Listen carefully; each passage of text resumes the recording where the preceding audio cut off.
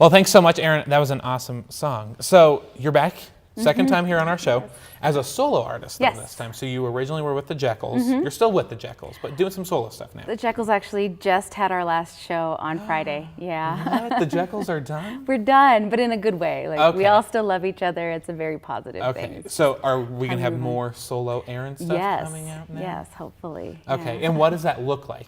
It pretty much looks like what you just saw. Yeah, I really liked it. Kind of like had like a kind of a little country twang. Yeah, much more country than the Jekylls are. Yeah, where's that come from? That comes from who I write. What most of my stuff that I write is much more country. The Jekylls were kind of a branching off of my normal style, but I grew up on country music and. That's what I write most naturally. Okay. So. I feel so nervous having you on the show now because I have the Jekylls on the show and then the band's done. So I'm like, oh no. I can't break up with myself. I know. I was like, oh no, please no. No. All right. So a little bit more country music. Are you doing shows already on your own? Oh yes, I've been playing for a couple years now. Yeah. Where do you perform at? What are those? Most recently, I had a residency at Three Kings Tavern down off of Broadway, but I've played all over the place. I played at the Soiled Dove. I've played up in Fort Collins at like Bohemian Nights Festival, places like that. All those places are just great places to play. There's really not any bad venues to play. So. And when you were here last time, we talked about the origins of the Jekyll. But what's your origins? Where did you get into music from? Well, about 10 years ago, my husband Keith and I started a band called the Hollyfelds, which was a country project.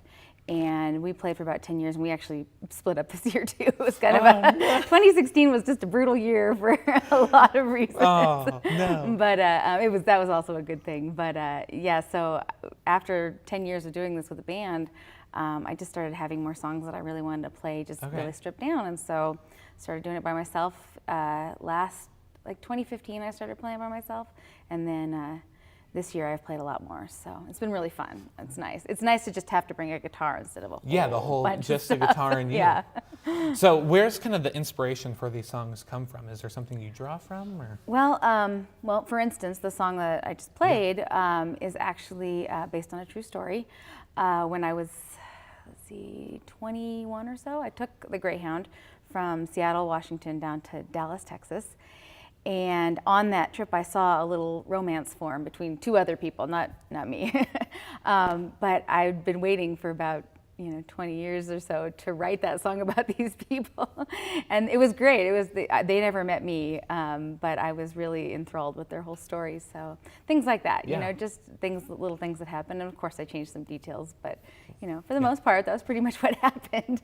So what are some of the other songs? Is it all kind of country, or? Yeah, pretty much at this point. I mean, when it's just you and an acoustic guitar, it's kind of hard to do. You don't really get too heavy like metal or whatever. Yeah. So that'd be interesting. It'd be a little tougher though. Most of them are pretty country.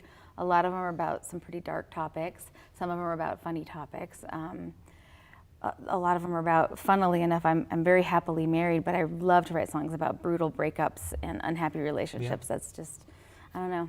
Well, there's people still going through those and still impacted by that. So so stuff like that. Yeah, very cool. So can people get your music or already? Yes, okay. I have a website, it's ErynDeSomer.com, and then I'm on iTunes and CD Baby, and I think on Amazon now too. So and there's a 5-song EP, and I'm hoping to be recording a full-length album either end of this year or beginning of next year. And we were talking, I did a little parody of Jolene. And you said you used to cover Jolene. Yes. So do you still do some covers of songs, or is it all your own work now? No, some of the covers that I do, one of my favorites is Reba McEntire, Vicki Lawrence song called Night the Lights Went Out in Georgia.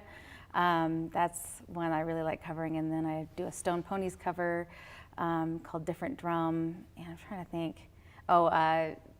Juice Newton song called Angel of the Morning. Everybody knows that song. Yep. Who doesn't know Angel of the Morning? Right? I know. Can we have some of it right now? No. No. Why not? Oh no. Me without the guitar, I don't even know if I'd remember the words off the top of my head. Oh. Well, thank you so much for coming back on. I'm sorry that I inadvertently ended the Jekylls. Yes, we bad. do blame you, but oh gosh, you probably throw darts at my face now, like Avery broke up our band. You absolutely didn't. Well, thanks so much for coming back on. Yeah, thank you for having me. Perfect.